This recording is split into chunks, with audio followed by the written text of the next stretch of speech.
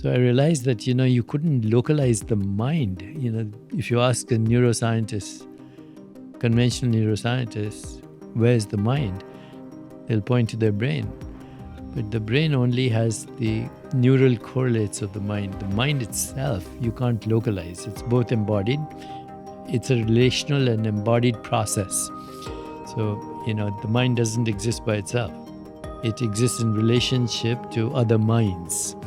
So it's relational and embodied in the brain, but in your biology. And it regulates the flow of energy and information in our bodies and in the ecosystem of relationships.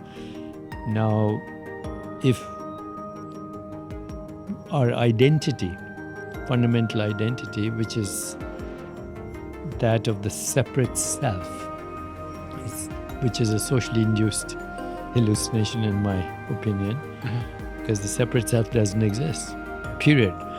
But that hallucination or that idea of the separate self creates anxiety.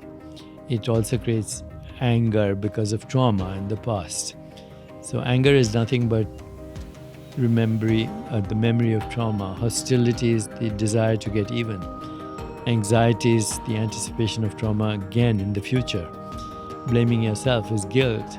And guilt leads to humiliation. Humiliation and the combination of everything I've said leads to depression, which is the number one pandemic of our time. Not COVID, depression, stress, hostility, resentment.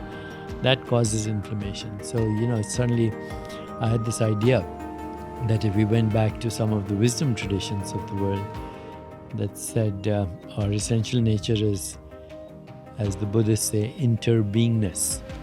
We are, famous statement of Thich Nhat Hanh, we are interbeings that interarise in the inter-isness. There's no isolated self.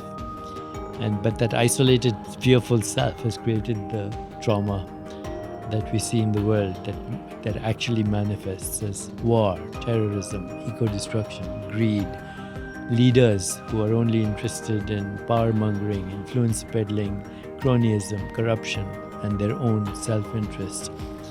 So we've created a world that's actually very dangerous right now.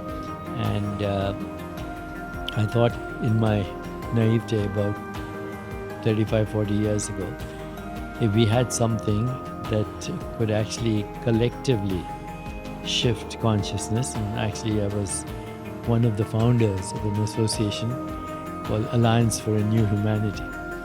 And we had people from civil society, lawyers, attorneys, people from the United Nations, with this idea that we could reach a critical mass of people for a more peaceful, just, sustainable, healthier and joyful world.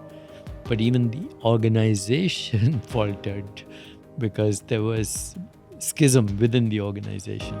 People, again, power-mongering and fighting within the organization for dominance or leadership in a very selfish way. So the organization faltered. It didn't go anywhere. I decided to continue on my own.